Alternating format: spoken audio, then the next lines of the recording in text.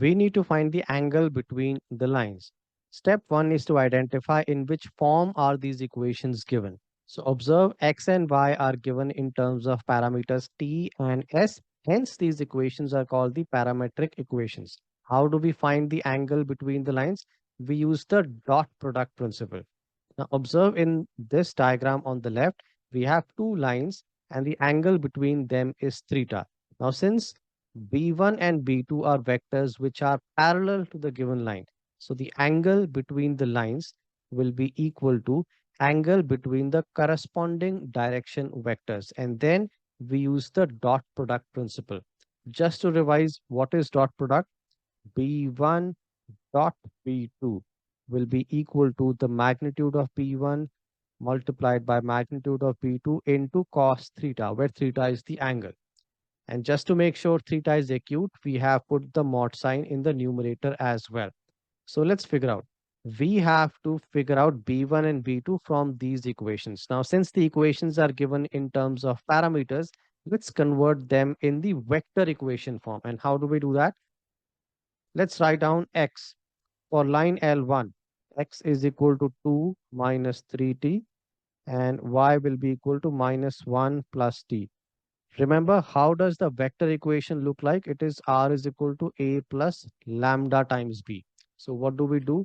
On the left hand side, x, y is our r, and then this 2 and minus 1, this is our a vector, and lambda, the parameter in this case is t. So the b vector will have minus 3 as the x component and 1 as the y component.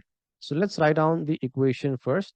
We'll write xy equals to 2 minus 1 plus t minus 3, 1. And let's compare this with the standard vector equation of a line.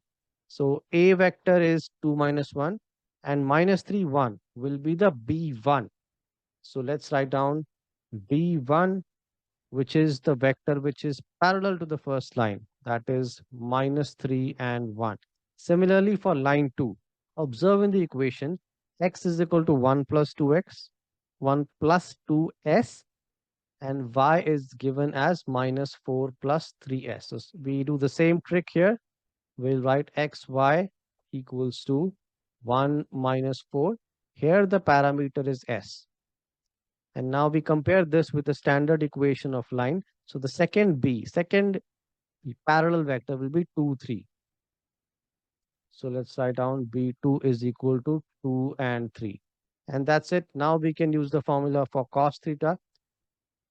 Cos theta is equal to, we take the dot product between the two vectors and then we divide by the corresponding magnitudes. How do we find out the dot product? Let's write it down. B1 dot B2. B1 we found out as minus 3, 1 dot. B2 is 2, 3. Now, how do we find the dot product? Just multiply the x components together and y components together and then add them. So we'll do minus 3 into 2 plus 1 into 3, which comes out as minus 6 plus 3, which is negative 3. Hence, the dot product is minus 3. Now let's figure out the magnitude of B1 and magnitude of B2. So B1 is minus 3 and 1. So B1 magnitude will be square root of minus 3 squared plus 1 squared, which comes out as root 10. Similarly, the magnitude of B2 will be 2 square plus 3 square, which comes out as root 13.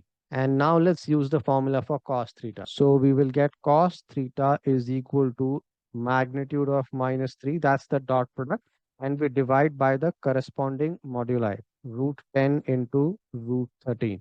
Now, if we simplify this and get a value of theta, we have to basically take the inverse of this. If we do that, the theta value will come out as approximately equal to 74.7 degrees, which is the answer to this question. Complex numbers z and w correspond to the points a and b as shown in this Argand diagram, and we are supposed to find the value of mod z minus w. So if you analyze this figure, a and b are 2 points which are lying on a circle which is centered at the origin, and the radius is 5 units. And we have to find mod z minus w. So z minus w is basically the difference between two complex numbers. So first, let us understand the implication of basically subtraction between two complex numbers. So have a look at this diagram. Here we have point A, which represents complex number Z1. Point B represents complex number Z2. And then if we connect points A and B, that will be your Z2 minus Z1. According to the definition of modulus, modulus stands for the distance from the origin. So mod of Z1 will be the length of OA and mod of Z2 will be the length of OB. And if we take the modulus of Z2 minus Z1, that represents the length AB. So let's try to use that logic here. So in this case, let's say we have OA as Z, OB as W, and then if we connect A and B, let's draw a straight line connecting A and B. So AB will be W minus Z. Now, although in the part A, they want us to find mod Z minus W, the value will still be the same because modulus of Z minus W is equal to modulus of W minus Z. Length of AB is the same. So let's write OA, the length OA is equal to mod Z, the length OB is equal to mod W, and the length AB will be equal to mod W minus Z, or we can also write that as mod Z minus W. Now bear in mind, modulus represents distance from the origin. So OA is the radius of the circle, which is equal to 5. So mod Z and mod W, both of them should be equal to 5 as A and B are 2 points lying on that circle. So mod Z will be equal to 5 and mod W will also be equal to 5. Now, how do we get the value of AB? Because at the end of the day, when we say mod Z minus W, we need to find the length AB. That's where we use the cosine rule. So the cosine rule looks like this. Let's try to apply this in this triangle. So we have a triangle OAB, and let's take the angle AS pi by 6.